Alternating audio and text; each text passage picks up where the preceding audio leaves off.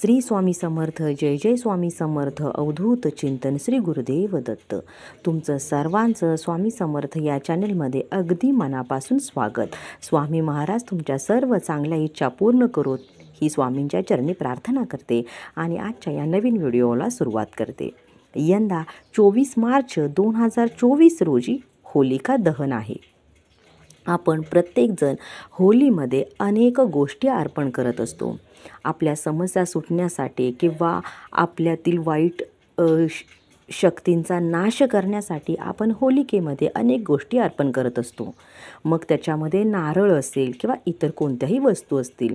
तर आपण जेव्हा होलिकामध्ये नारळ अर्पण करतो तेव्हा आपल्या घरातील ज्या काही वाईट शक्ती आहेत किंवा वाईट प्रवृत्ती आहेत ह्या सगळ्या नष्ट व्हायला मदत होते. तसंच आपल्या पाठीमागं ज्या काही वाईट शक्ती असतात किंवा जी आपल्या घराला बाधा असते तीसुद्धा नष्ट होते.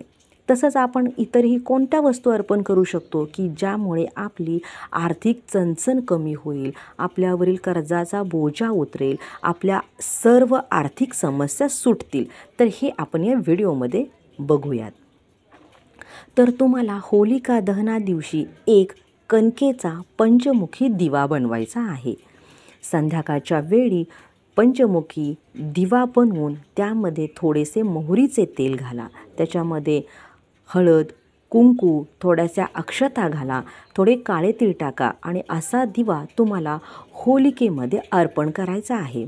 अर्पण करताना तुम्हाला मनोमन प्रार्थना करायची आहे की हे होलिकेमध्ये आमच्या ज्या काही पैशाच्या समस्या असतील त्या सर्व समस्या सुटू देत, आमच्यावरील कर्जाचा बोजा कमी होऊ दे, आमच्याकडे येणारे जे पैसे आहेत तर त्याचे अनेक मार्गाने आपल्या घरी तो पैसा येऊ दे, अशी मनोमन प्रार्थना करायची आहे आणि तो दिवा होलिकामध्ये अर्पण करायचा आहे.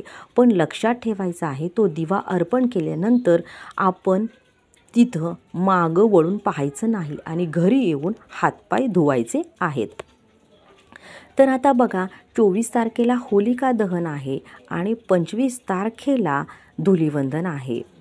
हे धुलीवंदन हे चंद्रग्रहणाच्या छायेमध्ये किंवा छायेमुळे थोडं लोक संभ्रमात आहेत. पण लक्षात घ्या हे चंद्रग्रहण भारतात दिसणार नाही आणि यामुळे धुलीवंदन असेल किंवा रंगपंचमी असेल ही आपण नेहमीप्रमाणे साजरी करू शकतो. जर तुम्ही असे उपाय केले, ज्योतिषशास्त्रात सांगितल्याप्रमाणे जर उपाय केले तर तुमच्या सर्व आर्थिक समस्या या नक्की सुटतील. तुमच्यावरील कर्जाचा आर्थिक बोजा कमी होईल. तुमच्याकडे येणाऱ्या पैशाचे अनेक मार्ग तयार होतील आणि तुमचं जीवन हे आनंदी आणि सुखकर बनेल. झालेली सेवा स्वामींच्या चरणी रुजू करते. श्री स्वामी समर्थ. जय जय स्वामी समर्थ. जर तुम्हाला व्हिडिओ आवडला असेल तर व्हिडिओला नक्की लाईक करा, शेअर करा, कमेंट बॉक्समध्ये श्री स्वामी समर्थ नक्की लिहा. श्री स्वामी समर्थ. जय जय स्वामी समर्थ.